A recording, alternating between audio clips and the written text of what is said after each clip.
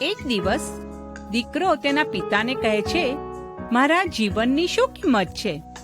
તેના પિતાએ તેને પથ્થર આપ્યો અને કહ્યું, પુત્ર, જો તારે જીવનની કિંમત જાણવી હોય તો આ પથ્થરને વિક્રેતા પાસે લઈ જા. જો કોઈ વ્યક્તિ કિંમત પૂછે તો 2 આંગળીઓ ઊંચી કરજે. તેથી છોકરો બજારમાં ગયો અને વૃદ્ધ સ્ત્રીએ તેને પૂછ્યું કે પથ્થર કેટલાનો છે? છોકરાએ માત્ર 2 આંગળીઓ બતાવી અને સ્ત્રી કહે, 2 રૂપિયા, હું તે લઈશ. પુત્ર તેના પિતા પાસે દોડ્યો અને કહ્યું, એક વૃદ્ધ સ્ત્રી મને 2 રૂપિયા આપવા માંગતી હતી. પપ્પા કહે, હું ઈચ્છું છું કે તું મ્યુઝિયમમાં જા અને જો કોઈ કિંમત પૂછે તો 2 આંગળીઓ ઊંચી કરજે. પુત્ર સંગ્રહાલયમાં જાય છે.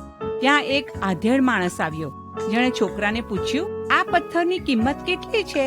છોકરો 2 આંગળીઓ ઊંચી કરે છે અને માણસ કહે છે, 200 રૂપિયા? વાહ, હું લઈશ. છોકરો ચોંકી ગયો અને તેના પિતા પાસે દોડી ગયો. એક મ્યુઝિયમમાં એક માણસ 200 રૂપિયામાં પથ્થર ખરીદવા માંગતો હતો. છેલ્લે હું ઈચ્છું છું કે તું પથ્થરને રત્નના સ્ટોરમાં લઈ જા. પછી પુત્ર દાગીનાની દુકાને દોડ્યો. અંદર ગયો અને કાઉન્ટર પર એક વૃદ્ધ માણસ હતા.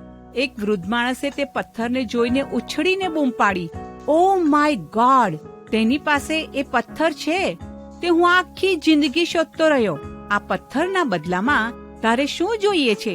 છોકરાએ 2 આંગળીઓ ઊંચી કરી અને વૃદ્ધ માણસ કહે છે, 2 લાખ રૂપિયા, હું તે લઈ લઈશ. છોકરો વિશ્વાસ કરી શક્યો નહીં. તેથી તેના પિતા પાસે ગયો.